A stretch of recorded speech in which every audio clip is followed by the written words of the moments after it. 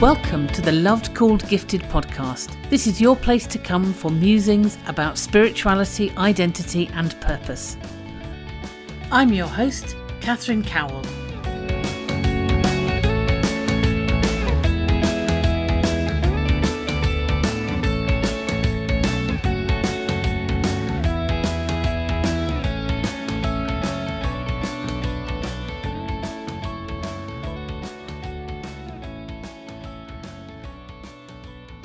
So I'm really delighted to be joined by Joan Wright Howie, who is in Australia.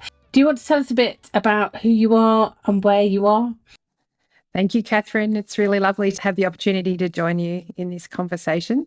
So I'm in Melbourne, in Australia. And in Australia, we often sort of acknowledge country when we begin talking with each other. So I'm on the lands of the Wurundjeri people in Melbourne.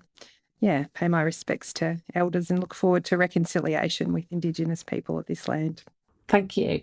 Do you want to tell us a bit about what you do? Yeah, so I'm a Uniting Church minister and I've been ordained for about 27 years. I was actually pregnant with my daughter when I was ordained, so I'm not sure what that does about my ordination with her, and sort of, I suppose, mothering's all interconnected with ministry for me in some senses. But yeah, so I've been a minister for a long time and have had various roles in the life of the Uniting Church. But most recently, I'm working on a PhD exploring the attributes of spiritually informed care and how they could be fostered amongst staff who work in organisations where they seek to provide spiritual care as part of their model of holistic health. So that's my project at the moment. I'm a supervisor. I provide professional supervision and spiritual direction to people in my private practice alongside doing the PhD work. Wonderful. And we met, because I'm also doing a PhD looking at spirituality and additional needs parenting, and we met at a conference for researchers in spirituality and had some really great conversations. And the one that really caught my attention was that we ended up talking about God as mother and the different sorts of mothering that God does for us. And I thought that'd be really, really, really interesting to explore in a bit more depth. I'm wondering, Joan, how that idea of God as mother, when did that first become alive for you? What was the catalyst for that? It's a good question. There's lots of images of God in the Bible doing mothering kinds of things, and those were presented to me in my early formation. But the image of God as father is almost predominant and kind of takes over those mothering images often. But I started to, I suppose, have a real sense of knowing God mothering me as I started being a mother myself. And I mentioned before I was pregnant with my daughter when I first became a minister. And I do remember having this feeling of all the things that I used to be able to do in my prayer life easily because there was enough time. There wasn't enough time anymore. And I had a spiritual director who I was reflecting on this with. And she helped me start to think about my mothering as part of my ministry. And then that kind of put me into mind, I suppose, of this sense that God is actually also a mothering God who's mothering me in my mothering of my children. So, yeah, then returning to the scripture as well, going, there's so many images of God in the Bible that describe God as doing mothering things for us. So I wanted to balance that father image of God with also the maternal embrace that God has for God's people.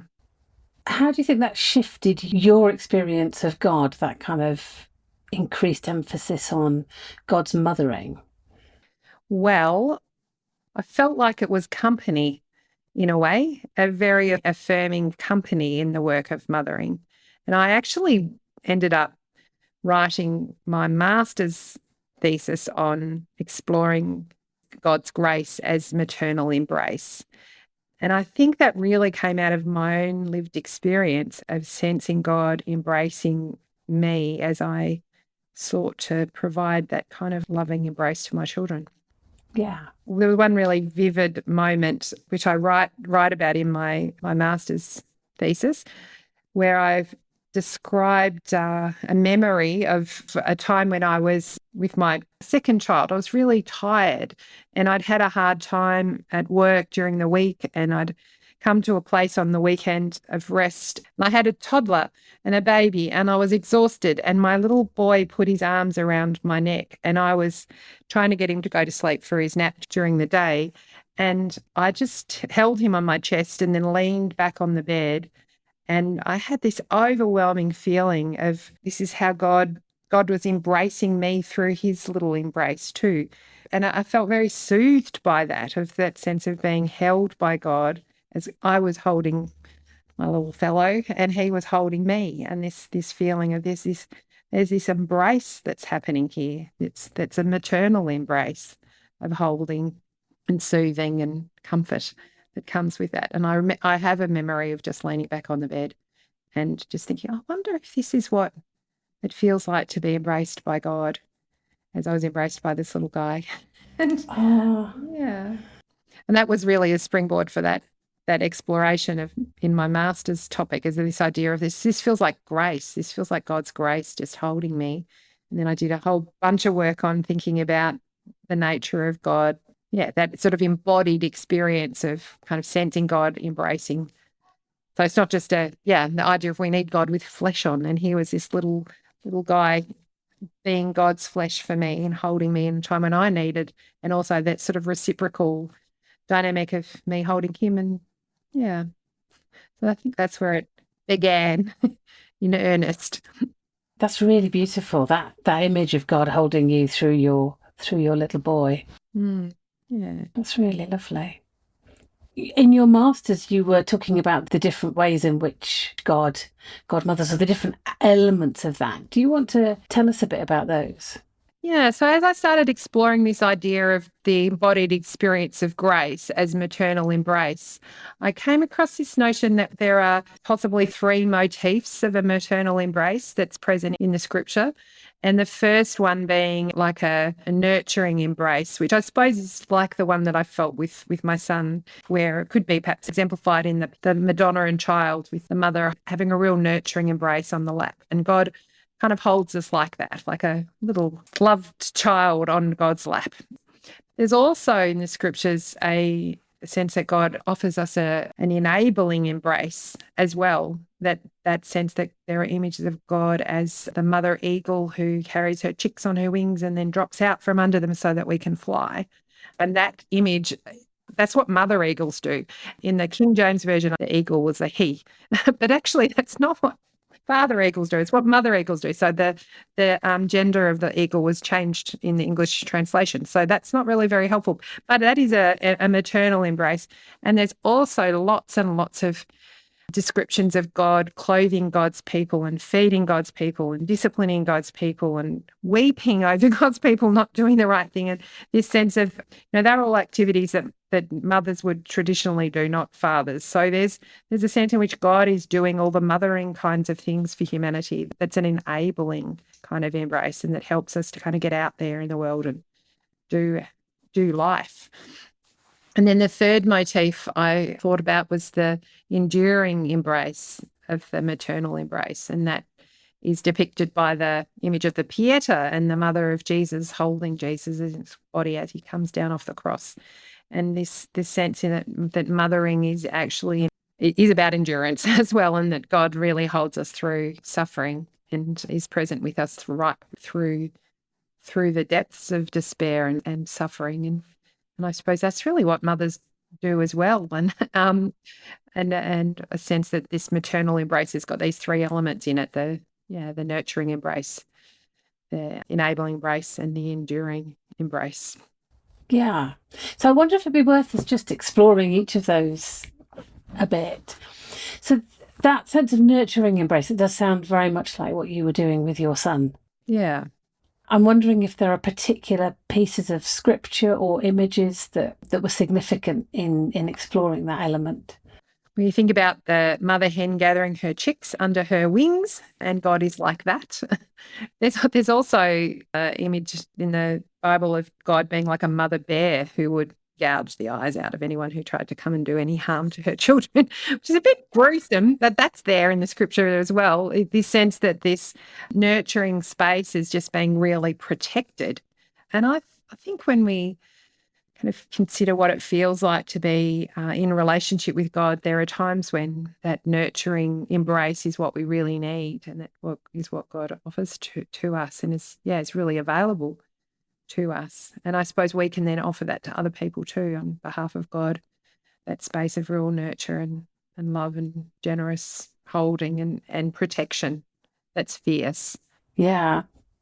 It's quite often struck me, Psalm 23, the Lord is my shepherd, and there's that bit towards the end which says, "You've prepared a table for me in the presence of my enemies." And that's always struck me as being quite interesting, because the idea of it being safe to sit down and eat whilst there are enemies around is really interesting. And as you were talking about that, that kind of really came to mind. Yes. And even that idea of God preparing a table, that's a maternal thing to do, isn't it? It's like that's what women do. So again, it's sort of echoing that sense that God's gender is both male and female, or not at all gendered, but just supporting us to sense God's presence in all of the different aspects of mothering and fathering. I often think about that image of the Madonna and Child, and I've just been traveling we did walked the Camino and to Santiago de Compostela, and lots of images in Catholic churches there of the Madonna and Child. There's standing crosses all along the way that sort of mark pathway points between one direction and another. And on one side of the cross, there's like the crucified Jesus, but then on the other side of the cross, there's the Madonna and Child.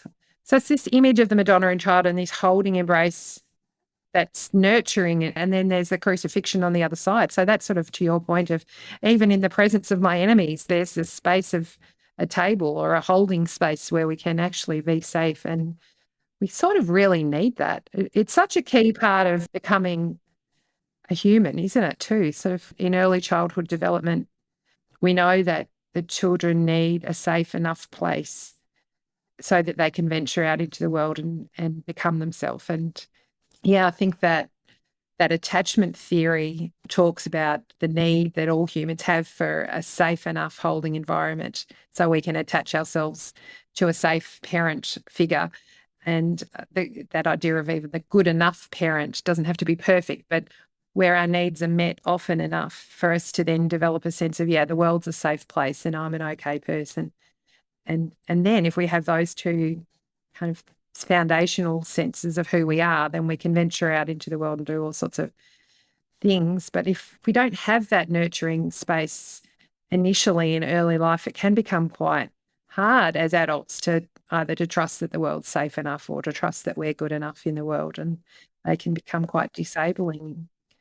So the nurturing embrace is, from psychological point of view as well, is such an important part of human development. Yeah. In a dangerous world. Mm.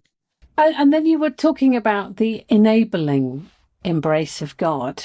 Mm. Do you want to tell us a bit more about that? Yeah, so I suppose that's that sense of the way that God supports us to try stuff out and to figure out who we are, and blesses us with gifts and talents and skills, but we've got to try and work out what they are and how we can use them in the world. And so this idea of a God who enables us to discover who we are, gives us freedom as well. Like there's a sense in which the maternal embrace of enabling is kind of that stage of parenting where it's okay, off you go, try it out, and he's very encouraging as a sort of coach that gets behind us and says, yes, we trust you can do this. And I think God's like that for us, offering that kind of embrace of trusting ourselves by sending us off and giving us a lot of reassurance that we could trust ourselves and that God is with us and can get out and do the tricky things, and that God will keep on providing for us and keep on encouraging us, and even when we muck things up, will help us to get up again and keep going. Yeah, there's something about knowing that almost that the mucking things up or it not going perfectly is sort of part of what's expected, and that is part of parenting, isn't it? That you don't expect that your children are going to do everything perfectly. No. Sometimes I think religion kind of has with it this sense of you must get this right. Mm. And so that sense of an enabling maternal divine, who is expecting to support us and coach us as we kind of find our way, is really that's really helpful, isn't it? Yes. Yeah. There's some freedom in that to be able to not have to be perfect. And also, a sense that God's kind of really longing for us to find our way as well. So even when we're lost, really longing for us to be found again. And there's quite a lot of stories in the Bible about people mucking things up, and yet God's love is ever present. Yeah, there's so many characters in the Bible that who fall short of what we might imagine the right thing is, and yet there's an invitation to restoration and a desire in God for us to find our way. Are there any particular examples that kind of come to mind? One thing I was thinking about, I don't know why, that came to my mind, but was of those bridesmaids with their lamps, the ones who fell asleep and the other ones who stayed awake when the bridegroom came. But there's something perhaps about the ones that fell asleep. They missed out. They kind of had to go off on another journey to come back and find their way. So there's the ones who were kind of righteous and kept their lamp lights burning, but then there's also the ones who fell asleep. So yeah, there's a sense in which there's a desire in God that we all find our way, even the ones who fall asleep. But then sometimes we do have to fall asleep to God and have that experience and then find that we'd missed out and then work out how to find our way back again. And I think as parents, that's what we kind of need to let our kids do as well. Yeah, to have experiences of things not working right, and so that they can then discover how to, be themselves and find their way back. It's just one. I don't know. What do you make of that one, Catherine? I think it's a lovely take on that story, because it's very much told that there were some bridesmaids who were in and some who were out. But once you're seeing God as this enabling maternal one who is wanting everybody to get there, then that sense that where the parable ends is not the end of the story. They would have found their way through that somehow. I think that's really beautiful. Mm. Yeah, a sense of this desire of the maternal loving God for us all to seek our way toward restoration of a relationship, even when we really stuff things up. Yeah. Gives a very different character to our spiritual lives if you've got that underlying sense that God's love is maternal, and therefore it just doesn't shift, does it? I think that's what mothers are very good at, is just continuing to love and to show really quite divine amounts of patience. Yes. Because you just kind of do as a mother. Yeah. I think it's really hard for a mother to write our children off when they do dumb things. It's just almost impossible, isn't it? It's like sometimes I'd like to, but it just feels like that maternal love kind of holds us to continuing to believe in the best for our children. And I think God is like that as well, just really longing for us to find our way. And also there's something about freedom in it too. I think of a God who's not necessarily got one path. Although sometimes people feel like, I know, I've got to find what God's plan is for me, as if there's just one right way. But I sometimes think about more as a tapestry of possible ways that are woven through life.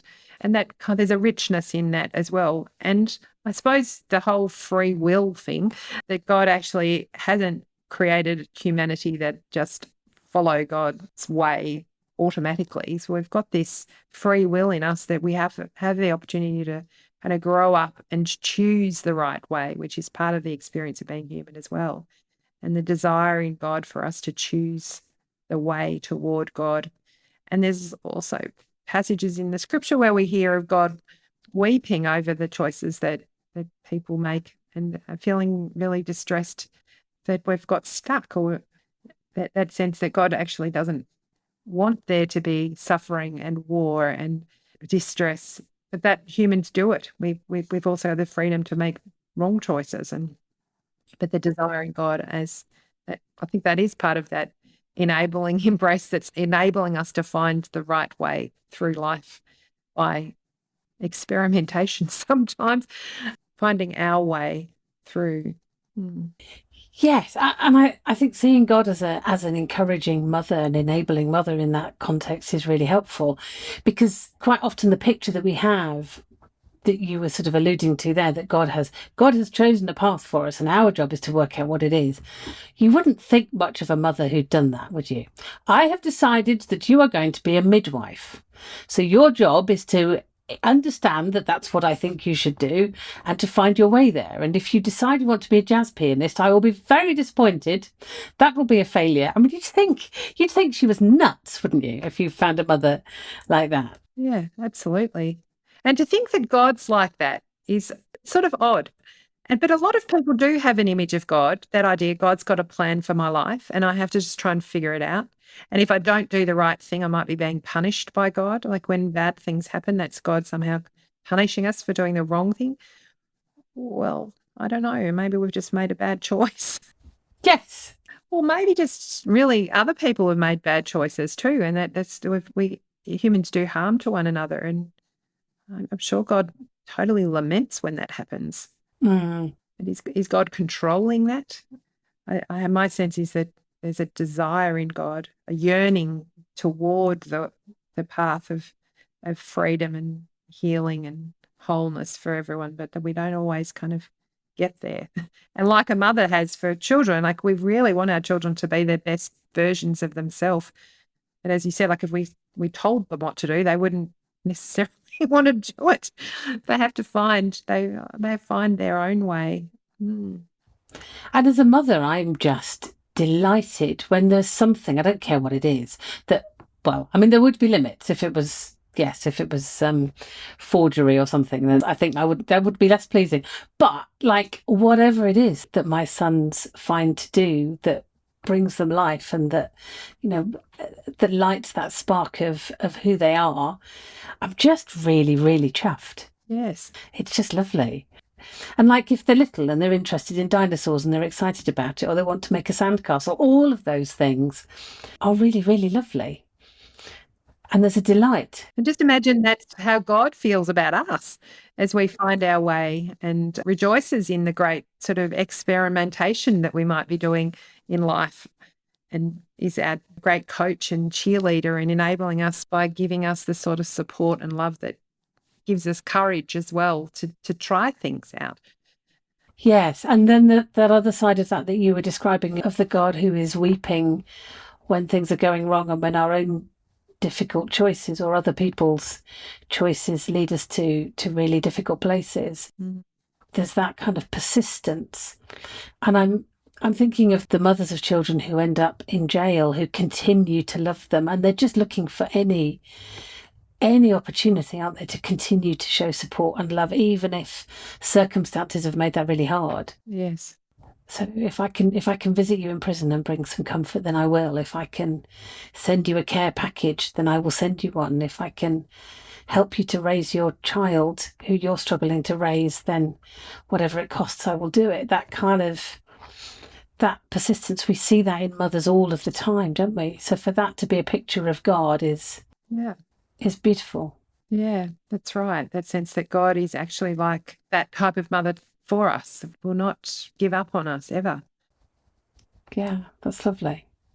And then you were talking about the love that you saw in the Pieta, the image of Mary holding the crucified Christ. Nice segue there into that enduring embrace that mothering has, and that sense of really being present through suffering. And I suppose I have experienced that from time to time in my own parenting. I remember a time when one of my boys had croup and was in hospital in intensive care for 10 days, and just sitting by the bedside, really holding him too in his, like really, like I was suffering as he was suffering. I think my husband was as well. But that sense of enduring, like I'm not going to leave you here in the hospital alone. And that powerful presence of God with us through the deepest of suffering. I suppose I sensed God with us in that time when he was in hospital, and various other times in our journey through life as well, that I've experienced really difficult circumstances and had a sense that God is in this suffering with me. And I think that image of the Pieta is a great example of that, of Mary. And the women who stayed at the foot of the cross, the mothers who did not abandon Jesus in his suffering, and are the ones also who went to anoint him on Easter morning and stayed with, they were embodied presence of love through the darkest of suffering. I think God's like that with us as well. Yeah, I'm thinking that surely God was like that with Christ on the cross. Sometimes there's this image of the cross being a place of separation within the Godhead, that Jesus and the Father were separated. But your description of God's maternal, enduring love that's shown through the women and through Mary, surely that was there whilst Jesus was on the cross too.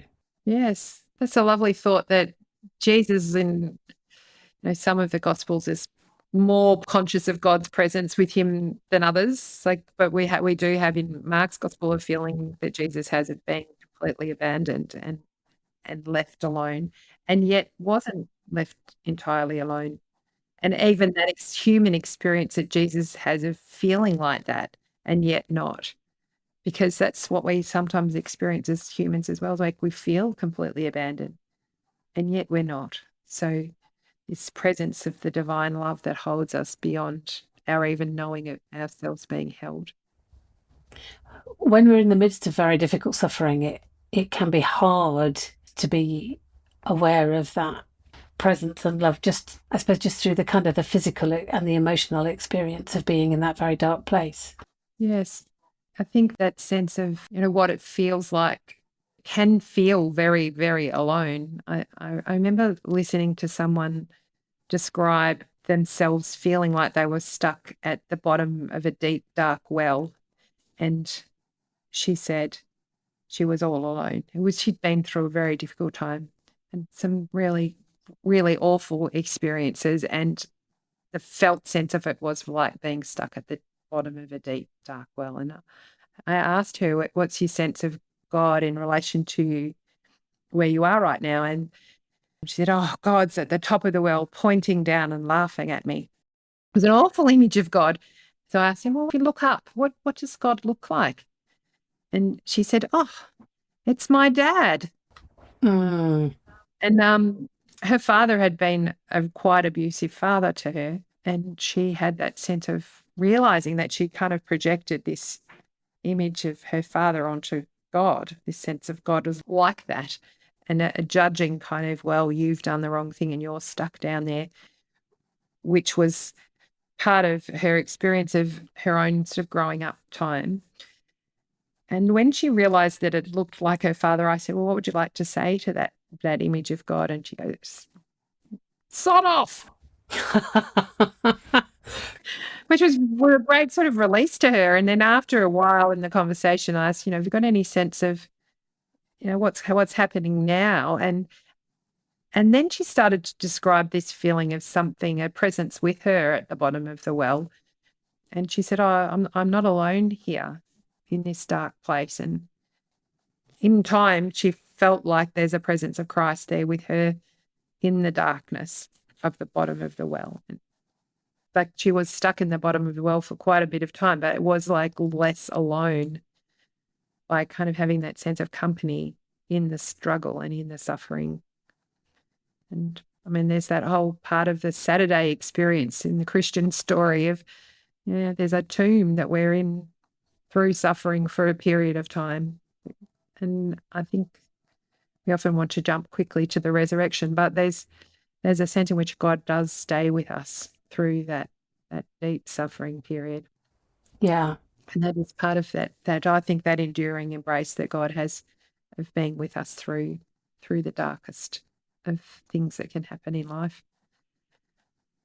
And so to be able to have that gift of feeling the company of God in that is very powerful. Yeah.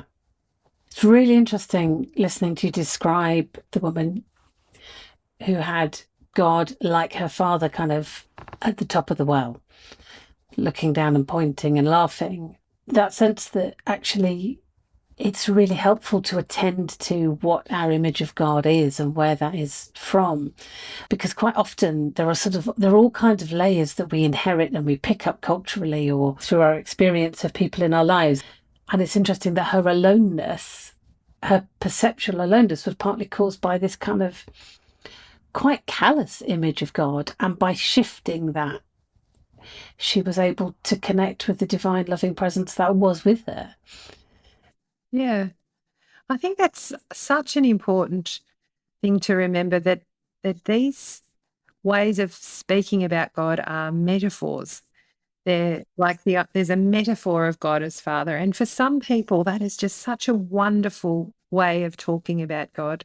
And people have had lovely experiences with their fathers, and God is like that. And to then say, well, God is like a loving father. Yes, that's a way of making a connection with God. But for people who've had fathers who, like this woman I'm talking about, to say that God is father actually is not an appropriate or helpful association, because her father wasn't loving and kind. He was actually quite cruel.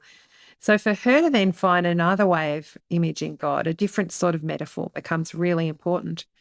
And I think there's a great risk that we assume that because we say God is like a father, that therefore God is male, or that God is an old man in the clouds, or a Michelangelo version of God, that they're just images of God, and that these images and metaphors, a metaphor is trying to use language that's known to speak about something that's difficult or hard to describe or beyond containment.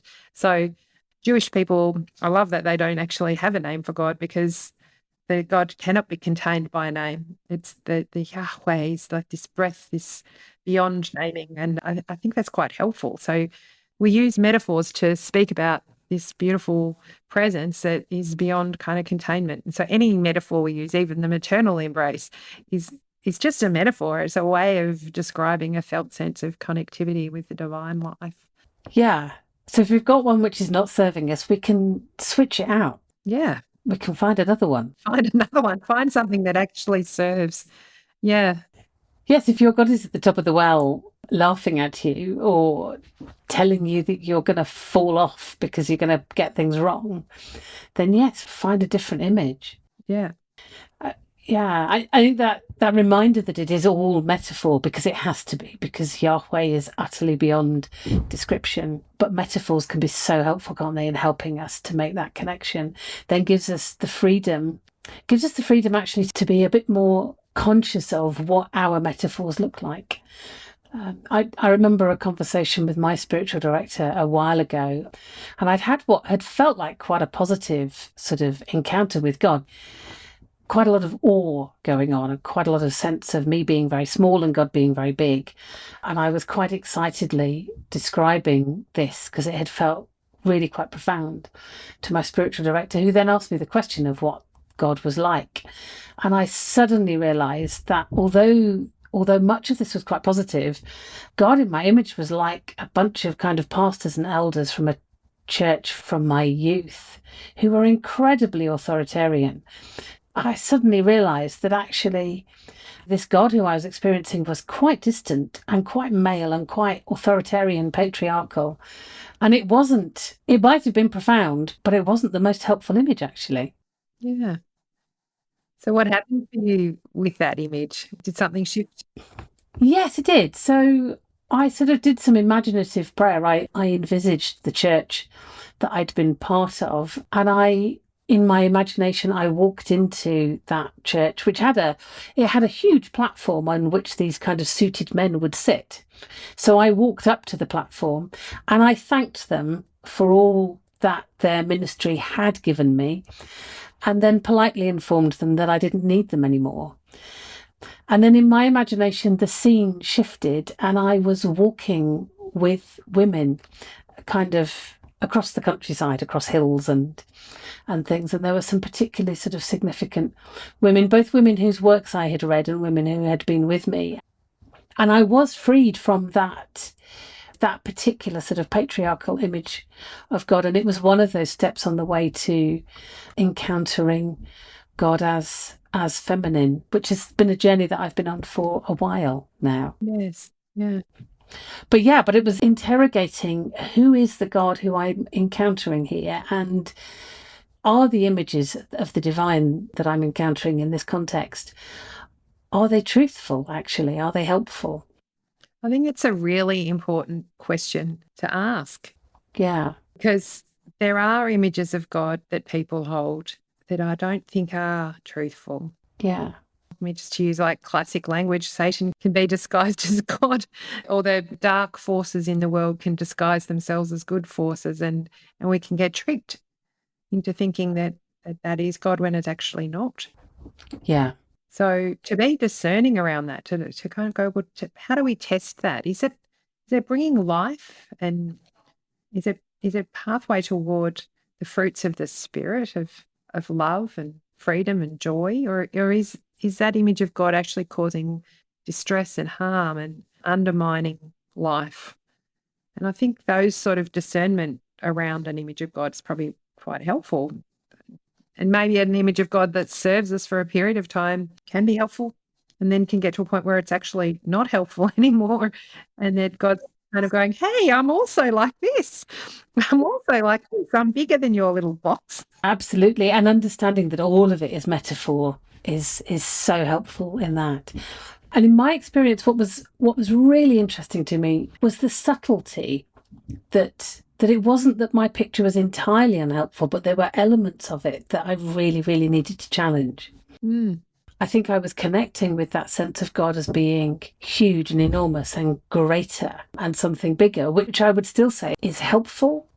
But because that was attached to this very patriarchal, authoritarian, masculine image from my past, there was also something quite toxic in it. But it needed my spiritual director asking the discerning, awkward question.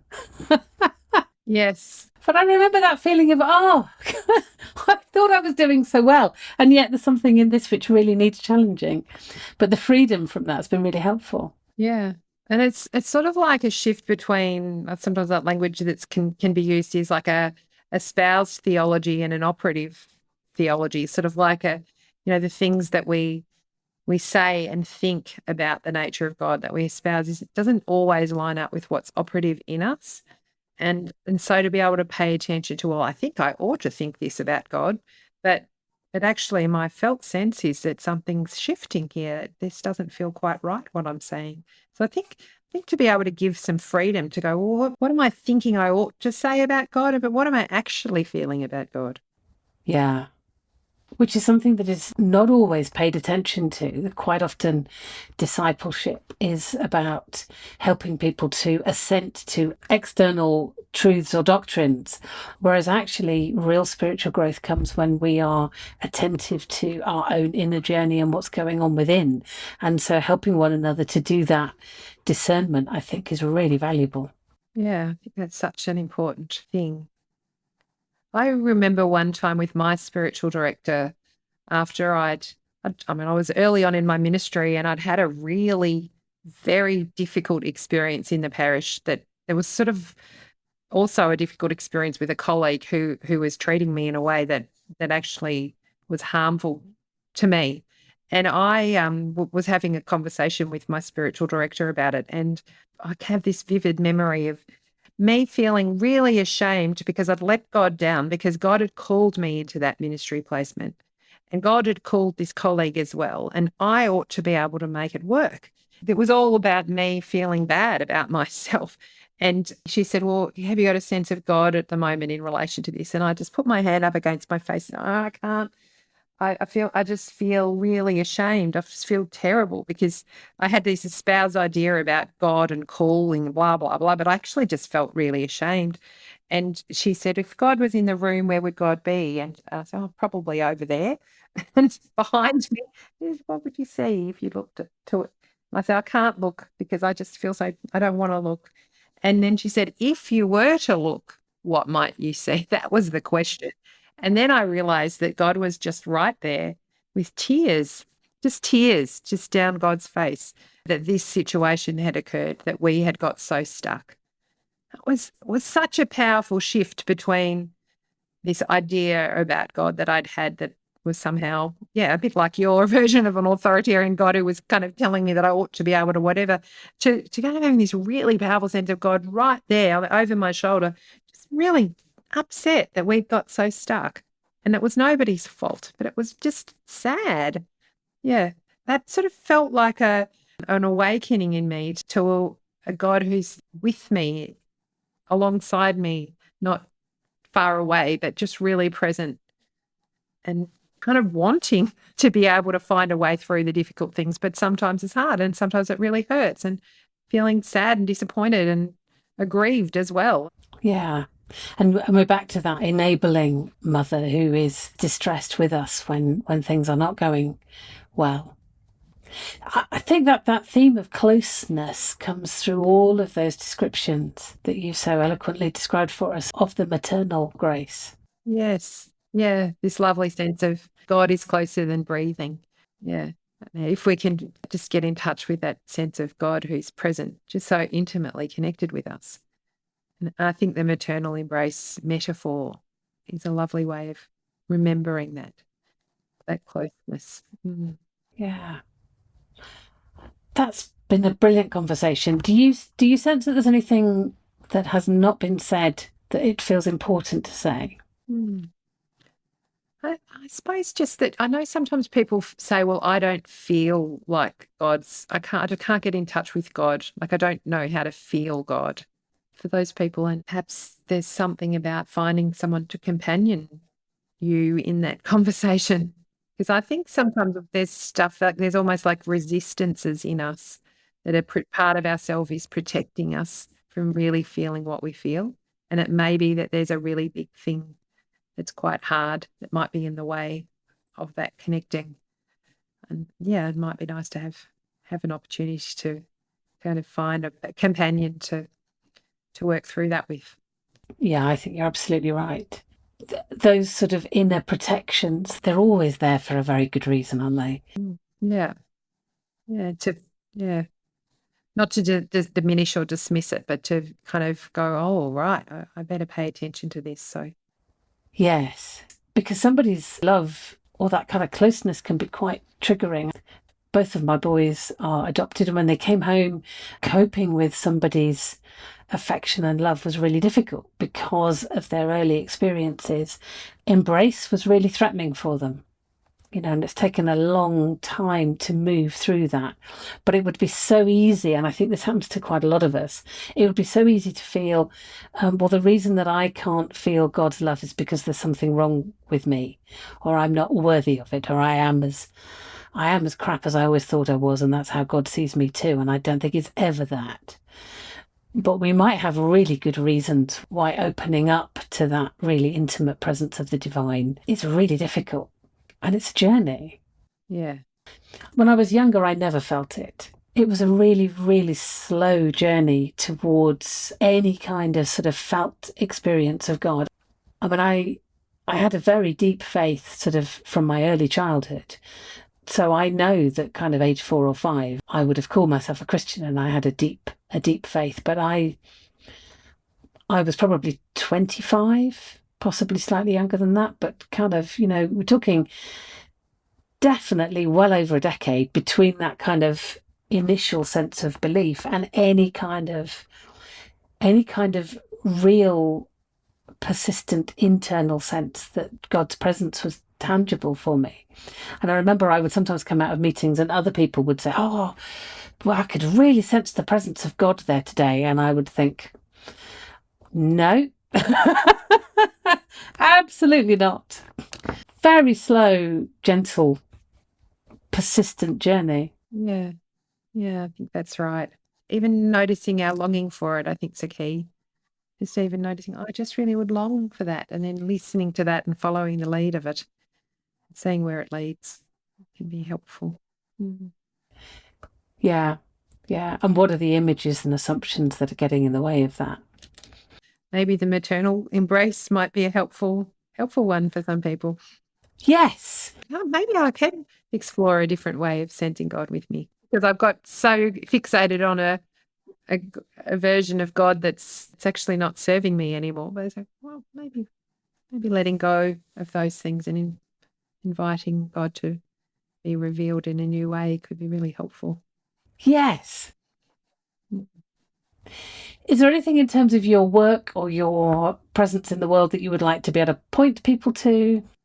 I have just launched a new website called The Golden Thread, and on that there's a whole range of different resources and reflections that I've been working on that sort of relate to my research topic, exploring this sense of a thread that connects us into the divine. And on that there is a podcast that I've been working on with a colleague of mine, a friend, Damien, where together we're reading Mark's Gospel. Now, Damien's somebody who grew up rejecting Christianity. He started out as a Catholic, but their family pretty much left the church when they were very young. And he's just recently kind of gone, I wonder what this Christianity thing's about, and has asked me. And we thought maybe a good place to start is just reading Mark's Gospel. So it's a very interesting conversation. I think, Catherine, you'll put the link in your notes. Yep, that sounds really, really interesting. Yes, so there is a link to that in the show notes if you'd like to explore the golden thread. Thank you so much, Joan Wright Howie. It's been a lovely conversation. Thank you for your time. Hope you enjoyed this episode of the Loved Called Gifted podcast. If you'd like to get in touch, you can email lovedcalledgifted@gmail.com. You can find a transcript of this podcast at lovedcalledgifted.com, and that's also the place to go if you're interested in the Loved Called Gifted course, or if you'd like to find out about spiritual direction or coaching. Thank you for listening.